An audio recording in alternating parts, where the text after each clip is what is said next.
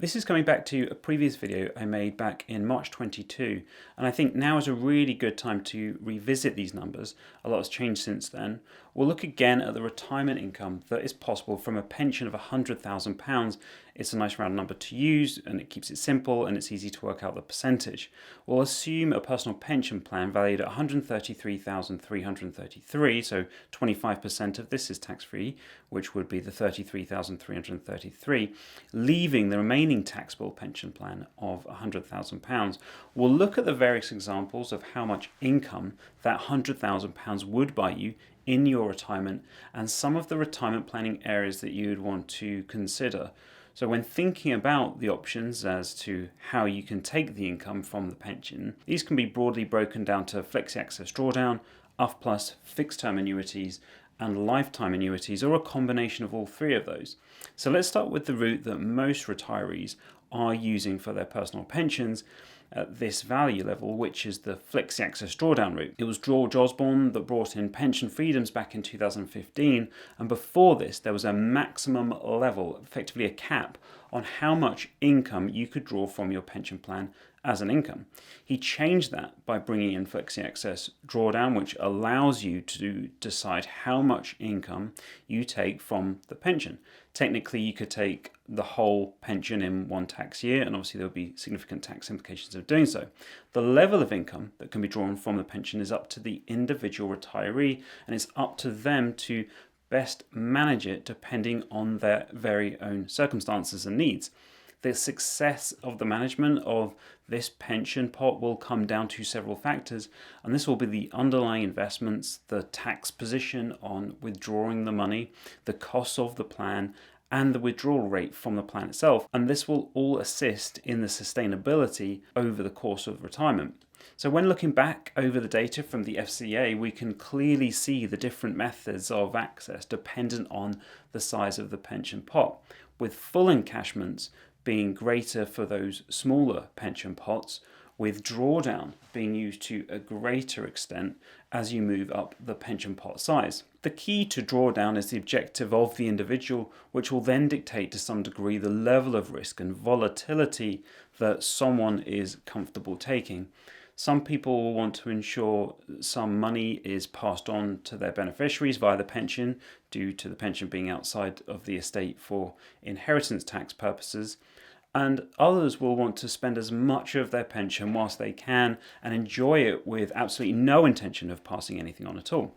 For most, the key will be the fine balance of sustainability between ensuring that the pension lasts the duration of their retirement, that they don't outlive it, and that they can move the income up or down in line with their needs and tax position. That the sustainability will be driven by the net investment return after all costs and the withdrawals from the pension.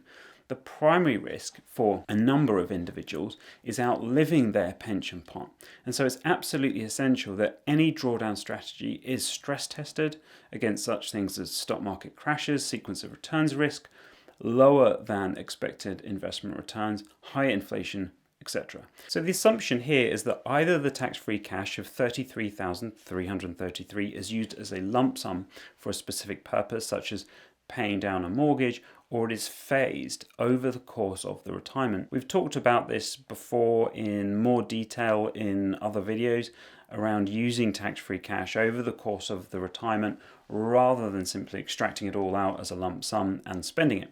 A key reason for leaving as much tax-free cash in place is the ability for it, ideally, to continue to grow and give you that flexibility of options at later points during your retirement, such as taking a lump sum without incurring any income tax. The issue faced by most will be that the state pension will use up the majority of their personal allowance, which at present is £12,570, and any taxable income over this is then taxed at 20%, up to £50,270. As soon as we cross £50,270, the tax is at 40%. Key level I see most retirees looking to keep below is that high rate tax band of £50,270. And of Mr. Pickles, he's single now, so you can make your own mind up as to whether he's happier or not. We're using similar assumptions that we have done before in the past. So in here we're using a 2.5% inflation rate, 2.5% CPI.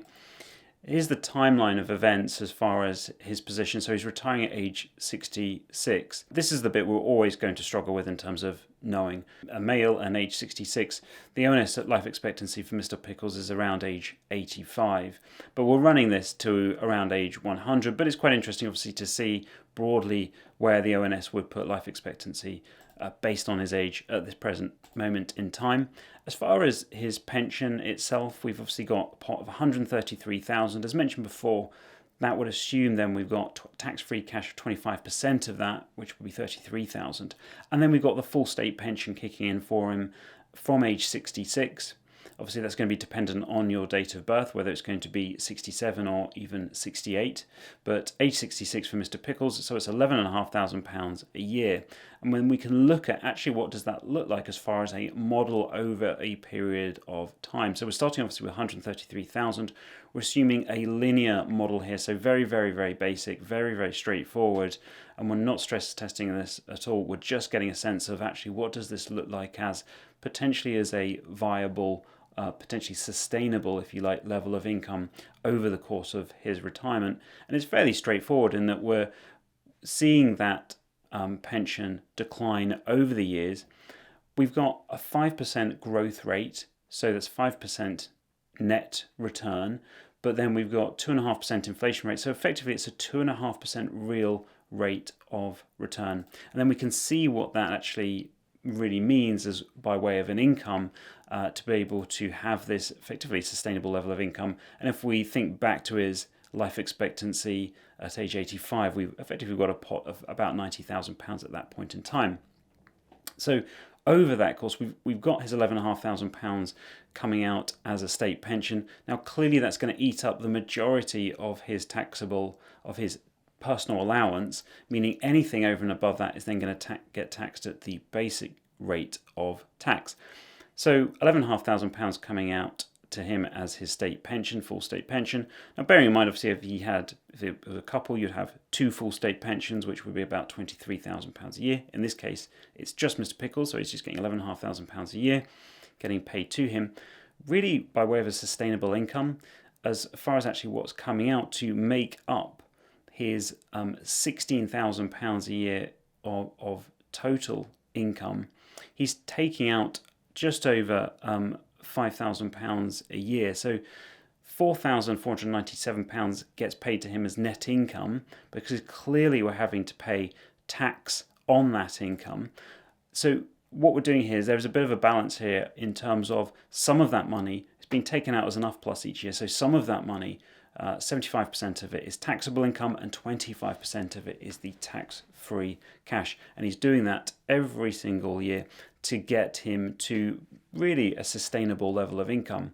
Now, if we sort of reflect on that in terms of what does that mean as far as standard of living, well, that's very much going to be subjective to each individual.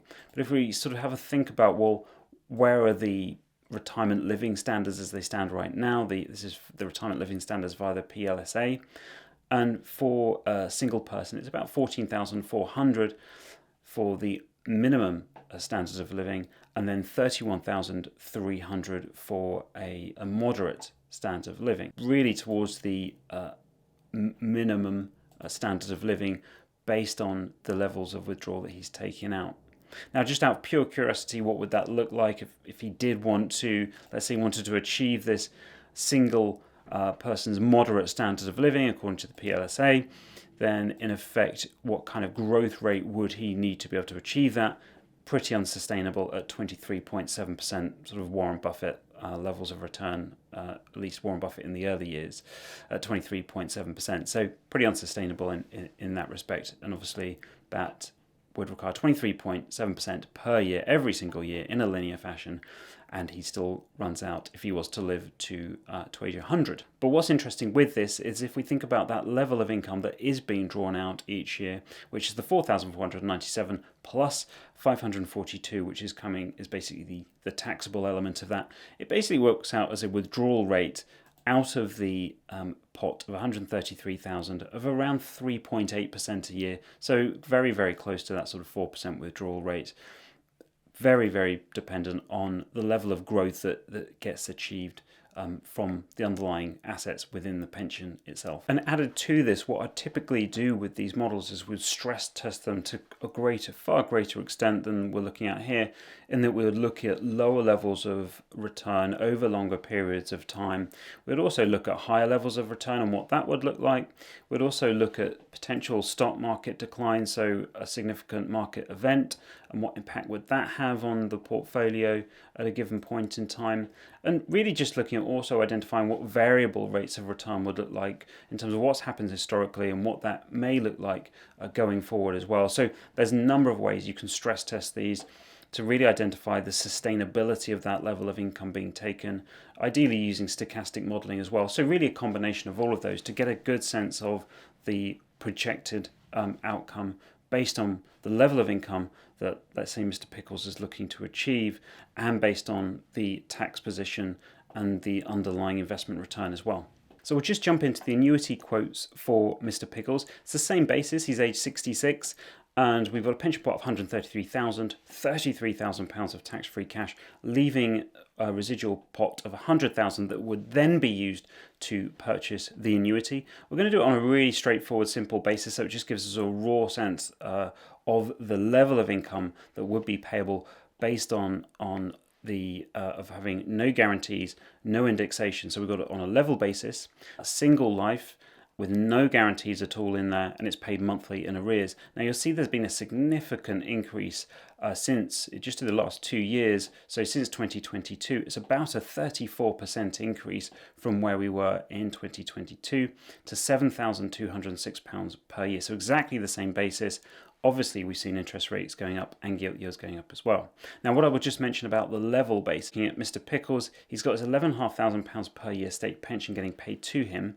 Now, that is protected to some degree, obviously with the triple lock in place, so it is there's indexation in there, so it should be increasing in line with inflation. Obviously, we'll have to see what happens with that. But as far as the level annuity is concerned, that will lose its purchasing power each year. So the what it can actually buy with that same money will obviously decrease. So the value of that money is decreasing over time because effectively we've got a level annuity. It isn't increasing, and so therefore the purchasing power of that money decreases each year accordingly in terms of what's going on with inflation. So that's something to be mindful of. Some people are comfortable with that. They've got a higher level of starting income, and then it does come down in terms of its purchasing power over the course of their retirement. So if we then roll this forward to actually putting in place some sort of guarantee. So with this one, we build in a 10-year guarantee. Now, the way the 10-year guarantee works is that, let's say Mr. Pickles was to die after 5 years, he would have had 5 years worth of income payments,